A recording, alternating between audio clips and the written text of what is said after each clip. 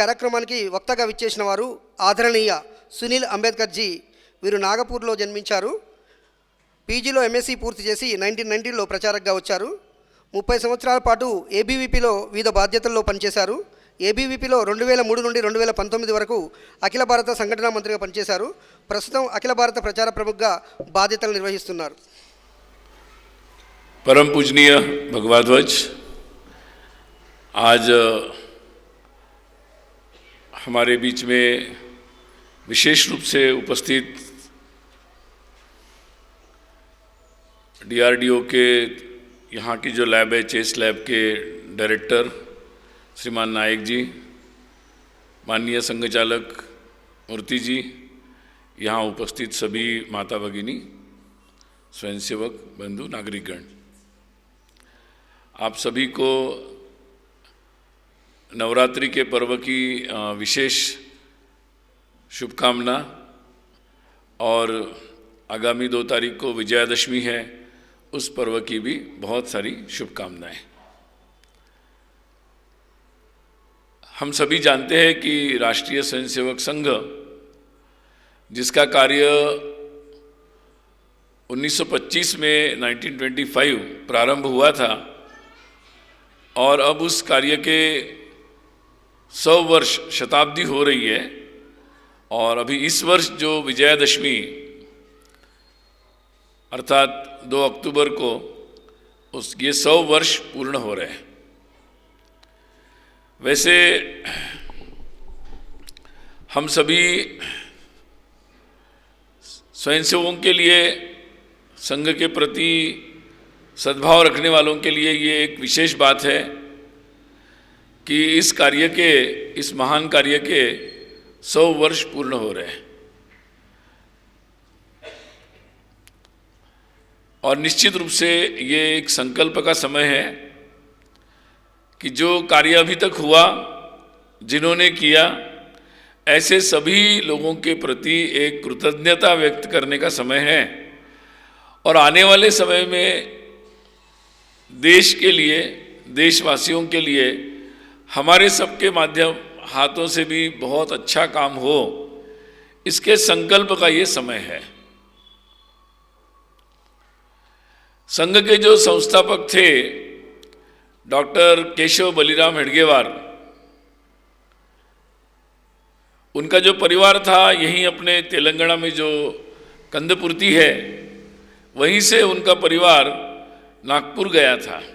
उस समय की यहाँ जो परिस्थिति थी विधर्मियों के कारण, उस परिस्थिति में वो लोग, उनके दादाजी मतलब उनके पिताजी के पिताजी, ये अपने बचपन के समय में नागपुर में स्थानांतरित हुए थे। और नागपुर जाकर फिर ये परिवार का अपना वंश आगे बढ़ता चला गया।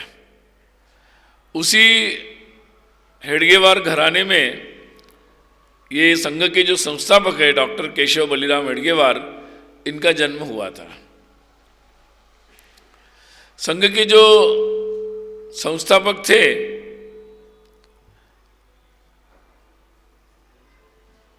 अगर देखा जाए तो बचपन से ही उनके मन में देशभक्ति थी। अपने स्कूल के समय में ही उन्हें विदेशी जो राज, ब्रिटिश राज था, उनके प्रति उनके मन में बहुत आक्रोश था। देश को स्वाधीन करने का उनके मन में सतत विचार था। और इसलिए उनके बाल्यकाल के बहुत सारे ऐसे प्रसंग हैं कि कैसे विदेशी ब्रिटिश लोगों के राज्यारोहण की मिठाई को उन्होंने फेंक दिया, से लेकर अपने स्कूल में जब वंदे मातरम कहना भी एक कानूनन अपराध था, तब अपने सारे विद्यार्थियों को लेकर उन्होंने वंदे मातरम का नारा लगाया था स्कूल में, और जिसके लिए उनको स्कूल से निकाल दिया था। अभी जब स्वाधीनता का 75 वर्ष 75 ईयर्स ऑफ इंडिपेंडेंस हो रहा था, तब नागपुर में एक स्कूल है जिसका नाम है आजकल धनोटे नगर विद्यालय। उस स्कूल ने भी अपना कार्यक्रम रखा, और उस स्कूल में ने अपने वर्तमान में जो संघ के सरसंघ चालक है डॉक्टर मोहन जी भागवत, उनको अपना मुख्य अतिथि बनाया। और उनकी जो प्रिंसिपल थी, उन्होंने अपने भाषण में बताया कि ये वही स्कूल है जिसका नाम पहले नील सिटी विद्यालय था, और इसी स्कूल में डॉक्टर हेडगेवार पढ़ते थे और उनको वंदे मातरम बोलने के कारण इस स्कूल से निकाल दिया था। तो हमें लगा कि अब जब हम स्वाधीनता का दिन मना रहे हैं तो हमारे स्कूल ने जो ऐसा एक स्वाधीनता सेनानी बाल्यकाल में ही तैयार किया था जिसको हमने निकाल दिया, तो अभी ये होगा कि उस संगठन के सरसंघ चालक जी को बुलाकर हम अपने उस समय जो एक गलत काम हुआ था उसका निराकरण कुछ कर सकते हैं। तो चक्र ऐसे घूमता है, अगर अच्छा काम होता है और अच्छा काम शुद्ध भाव से आगे बढ़ता है तो धीरे धीरे समाज में उस बात की मान्यता बनती है और धीरे धीरे लोग उस बात को समझते हैं।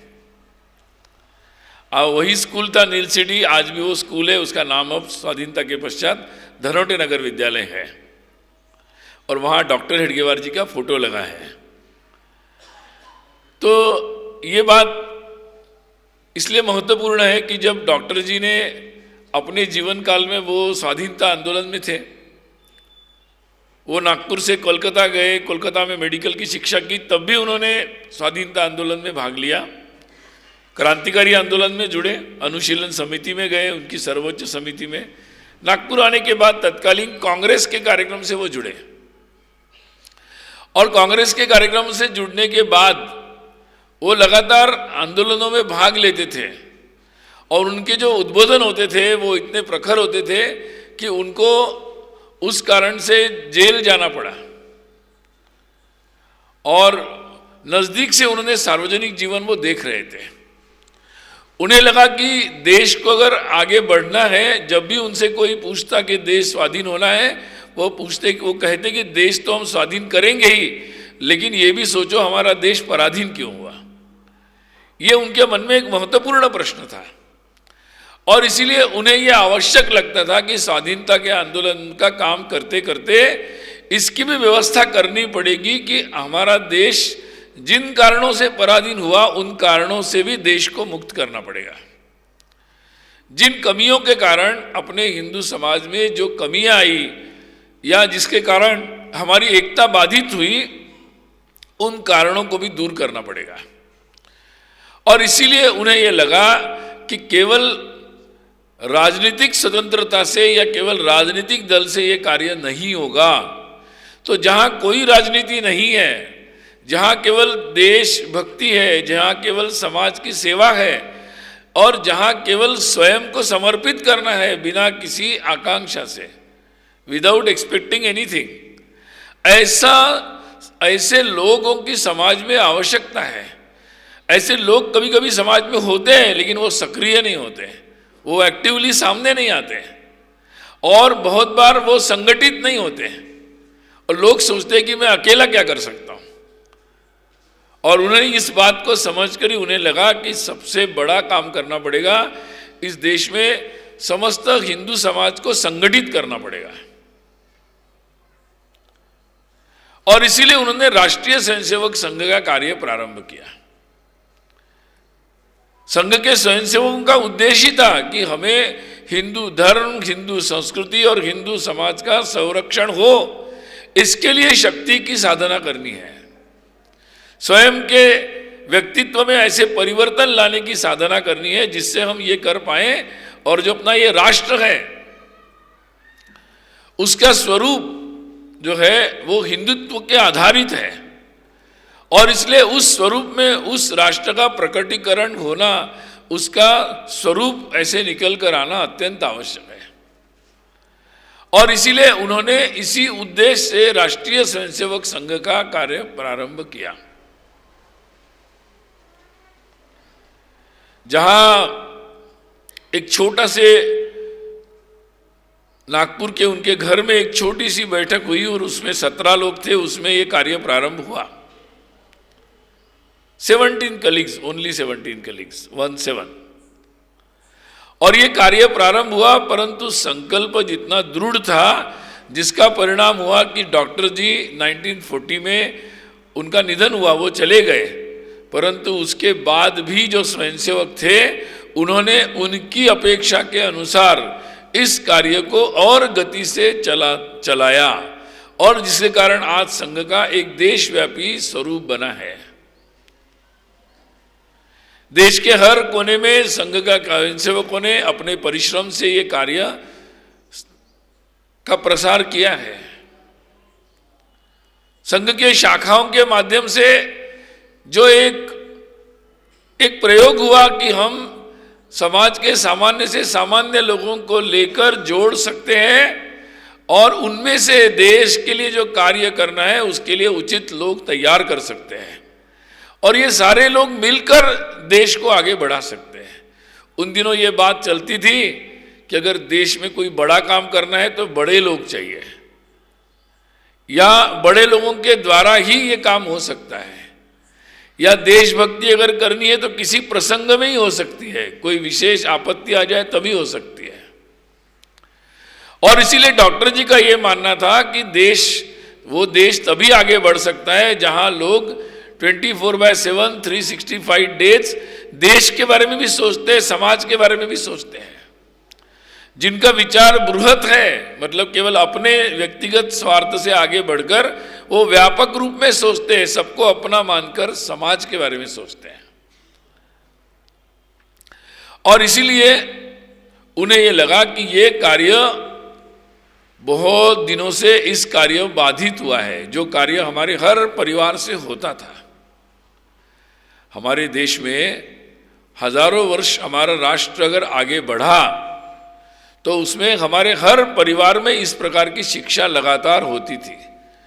हर परिवार ये देखता था कि अपने इस परिवार के जो बालक होंगे, बालिकाएं होगी, वो चरित्रवान हो, वो ज्ञानी हो, पराक्रमी हो और सेवाभावी हो, उनमें देशभक्ति का भाव जगा रहे, अपने परिवार के नाते समाज के और राष्ट्र के प्रति जो दायित्व है, रिस्पॉन्सिबिलिटी है, उसको करने का सबका मानस हो। परिवार में आपस में ऐसा ही प्रेम बना रहे और पूरे राष्ट्र में उसका विकास हो, पूरा राष्ट्र में ऐसा प्रेम बना रहे परस्पर। परंतु बहुत सारे संकट हमारे समाज पर आए, विदेशी शासन भी हमारे देश में आया और जिसके चलते धीरे धीरे हमारे समाज की जो व्यवस्थाएं थी, चाहे हमारी शिक्षा की व्यवस्था, हमारी धार्मिक आध्यात्मिक व्यवस्था, यहाँ तक कि हमारे जो मेले होते थे, आध्यात्मिक मेले जैसे कुंभ मेला, उनमें भी इसका एक विपरीत परिणाम हुआ और जिस कारण से हमारी शिक्षा व्यवस्था बहुत कमजोर हुई। केवल नालंदा तोड़ा नहीं गया, बहुत सारी जो व्यवस्था थी हमारी वो तोड़ी गई। ब्रिटिश काल में तो और ही खत्म कर दिया गया, उसको अपनी भाषाओं को भी तोड़ दिया गया। और इसीलिए हमारी जो अपनी स्वयं एक समाज की व्यवस्था थी वो व्यवस्था कमजोर हो गई थी। और इसीलिए समाज में कोई संगठन बनाने के लिए राष्ट्रीय स्वयंसेवक संघ नहीं बनाया, तो पूरे समाज को ही संगठित करना है और समाज में जो जो व्यवस्थाएं हैं, समाज को संघ पर भी निर्भर नहीं करना है। तो संघ का कार्य ये होगा कि समाज स्वयं आत्मनिर्भर हो जाए, यानी जैसे अपने मोहल्ले की सफाई करने के लिए उनको संघ की जरूरत न पड़े, वो अपने मोहल्ले की सफाई वो मोहल्ले के लोग खुद ही करें। ये संघ की धारणा है। अपने यहाँ सुरक्षा करनी है तो समाज के लोग ही वो स्वयं व्यवस्था करें।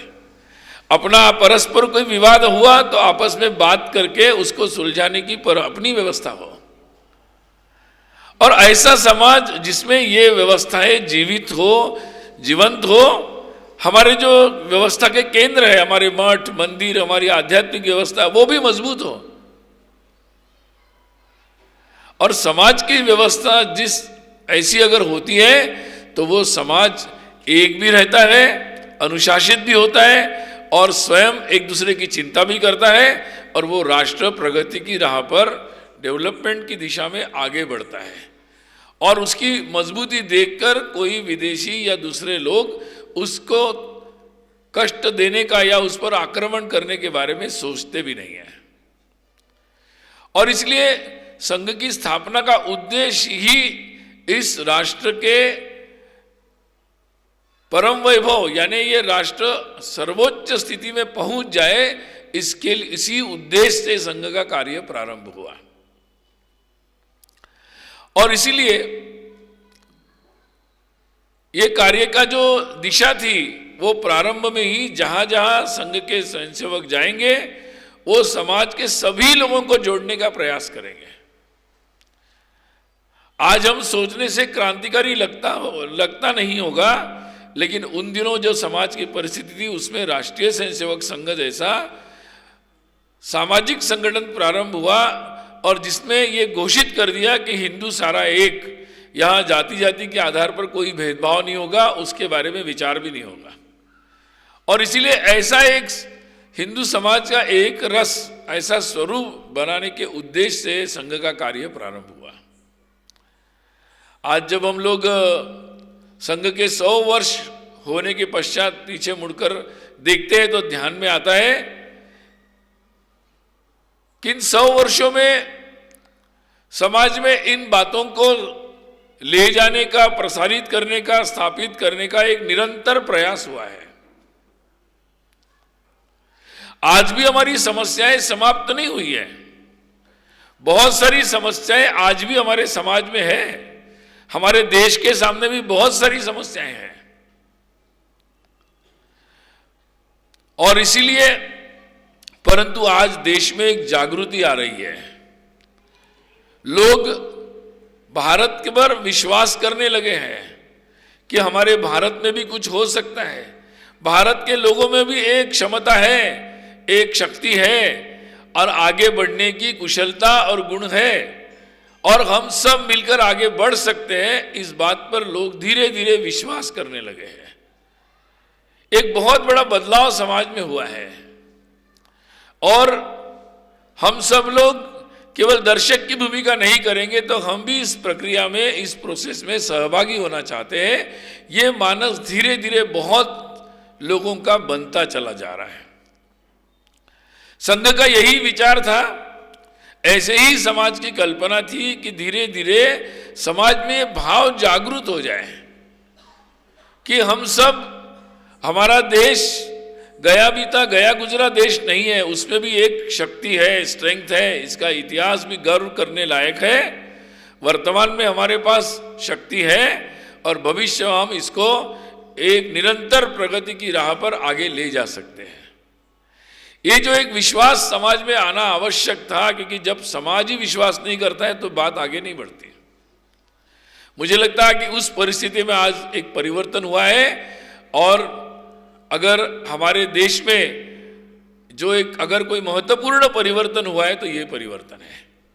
आज हमारे बीच में अपने वैज्ञानिक बैठे हुए हैं। अभी अभी ऑपरेशन सिंदूर हुआ और ऑपरेशन सिंदूर में जिस तरीके से हमारे जवानों में देश की सीमाओं पर और सीमा के पार घुसकर उन्होंने यहीं से तकनीकी का उपयोग करते हुए जो भी ठिकाने थे आतंकी के, जो देश की तरफ हमारे देश के लोगों को, देश की मातृभूमि को आक्रमण करते थे, उनको करारा जवाब दिया है। और ये काम भारत के जवानों ने किया सीमा पर और ऐसे लैब में बैठे हुए हमारे बहुत वरिष्ठ वैज्ञानिकों ने किया। ये बात हम सब के लिए बहुत गर्व की बात है और देशवासियों के लिए एक आश्वस्त करने वाली बात है कि अब हम लोग शांति से बैठ सकते, अपने अन्य मार्ग विषयों पर अपना काम कर सकते, देश प्रगति की ओर जा सकता है। क्योंकि दुष्ट शक्ति तो हमेशा रहती है। कई लोग पूछते कि आज दुष्ट ज्यादा हो गए, मैं कहता हूं नहीं, दुष्ट तो रहते ही है, हमेशा अच्छी शक्ति और दुष्ट शक्ति रहती है। भगवान राम थे तब भी रावण था, तब तो राम थे, अच्छा युग चल रहा था तो एक ही रावण था, अब तो कलयुग चल रहा है, बहुत सारे रावण हो सकते हैं। इसमें कोई खास बात नहीं है। खास बात इसमें है कि राम कितने हैं और राम कैसे हैं, यह महत्व की बात है। और इसीलिए संघ ने जो पूरा अपना फोकस किया, अपना पूरा ध्यान दिया कि देश में रावण तो रहेंगे, क्योंकि ये तो एक ऐसी बात है कि होगी। हमारे पड़ोस में आजकल कई लोग हैं जो दोनों तरफ सोचते रहते कि क्या करे भारत का, लेकिन यहां अब देश में अगर हर घर से इस प्रकार की प्रवृत्ति के लोग तैयार होते हैं और देश में इस तरीके से एक संगठित समाज रहता है, तो आज कलयुग में बोलते हैं ना कि संघे शक्ति कले युगे। कलयुग में शायद हमें एक राम वैसा नहीं मिलेगा, लेकिन हम सब मिलकर जो शक्ति होगी वो राम की शक्ति है। कई लोग पूछते हैं कि अयोध्या में राम मंदिर के लिए संघ ने आग्रह क्यों किया? क्योंकि वो राम की शक्ति देश को चाहिए, तभी हम सुख शांति से रह सकते, हमारे माताओं का आदर, बहनों का आदर तभी हो सकता है। और इसीलिए देश में राम मंदिर का इतना एक लंबा आंदोलन चला। अयोध्या में जन्म स्थान पर राम मंदिर। वैसे दूसरे देश के किसी को पूछता हूं तो बोलते अगर वो जन्मभूमि है तो वहां मंदिर बनाने में प्रॉब्लम क्या था अयोध्या में, ऐसा पूछते हैं लोग। वास्तव में ये महत्व का प्रश्न है, ऐसा प्रॉब्लम क्यों आया? ये समस्या इसीलिए आई, ये समस्या जितनी विधर्मी आक्रमियों के आक्रमण करने वालों के कारण आई, उतनी ही समस्या हमारे देश के हिंदू समाज में बहुत सारे लोगों के अपने धर्म, अपना राष्ट्र, अपनी संस्कृति, अपनी जिम्मेदारी के बारे में संभ्रम के कारण आई। जहां जहां हिंदू समाज किसी बात को समझ जाता है, सहमति बन जाती है, फिर समस्या नहीं आती, समस्या का समाधान ही हो जाता है। जब राम जन्मभूमि का विषय प्रारंभ हुआ तो लोग क्या क्या बोलते थे, क्या चर्चा करते थे, राम जी थे कि नहीं, जन्म वहीं हुआ क्या, मंदिर ही चाहिए क्या, अब तो हम 21वीं सेंचुरी में चल रहे हैं। बहुत सारी बातें हुई, लेकिन धीरे धीरे राम हमारी अस्मिता है, वो तोड़ने वाला नहीं जोड़ने वाला फैक्टर है, और वो आज भी उसके जीवन मूल्यों की हमें ज़रूरत है। अगर समाज में हम सुख शांति चाहते हैं, राष्ट्र में, राष्ट्र एक मजबूत बनाना चाहते हैं, तो वो हमें चाहिए, क्योंकि वही एक धागा है जो जोड़ता है हम लोगों को, हमारी संस्कृति का प्रतीक है वो। ये बात जैसे धीरे धीरे 30-40 वर्षों के लगातार अभियानों से लोगों को, हिंदू समाज को समझ में आई, तो परिणाम हुआ कि कोर्ट की भाषा बदली, मीडिया की भाषा बदली, राजनीतिक दल की भाषा बदली, वही सभी हमारे एकेडमिक लोगों की भाषा बदली, और धीरे धीरे अब दुनिया की भाषा बदल रही है। तो ये बात बहुत महत्वपूर्ण है कि उस देश में, उस देश को मानने वाला जो परंपरा से चलने वाला जो समाज है, वो समाज कैसा सोचता है, उसकी सोच कैसी है, वो किस दिशा में जाना चाहता है, ये बहुत महत्वपूर्ण है। कहते हैं कि महाभारत में एक प्रश्न है, यक्ष प्रश्न, आप लोगों ने सुना होगा, युधिष्ठिर और यक्ष का प्रश्न चल रहा है। तो ये पूछते हैं कि कथम राष्ट्रम मृतम भवेत, मतलब युधिष्ठिर पूछते कौन सा राष्ट्र मृत हो जाता है, खत्म हो जाता है। तो वो उत्तर देते हैं कि मृतम राष्ट्रम अराजकम, जहाँ अराजक होता है, मतलब केओस होता है, जहाँ ऑर्डर नहीं होता, मतलब एक कोई क्रम नहीं होता, टूट जाता है, अराजक हो जाता है, वो राष्ट्र मृत हो जाता है।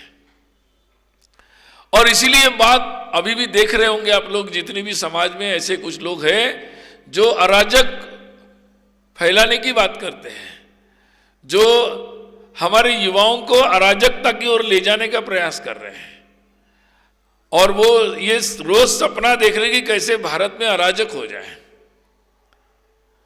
और इसीलिए ये बात समझना बहुत जरूरी है, क्योंकि जिस देश में, राष्ट्र में अराजक होता है, वो आगे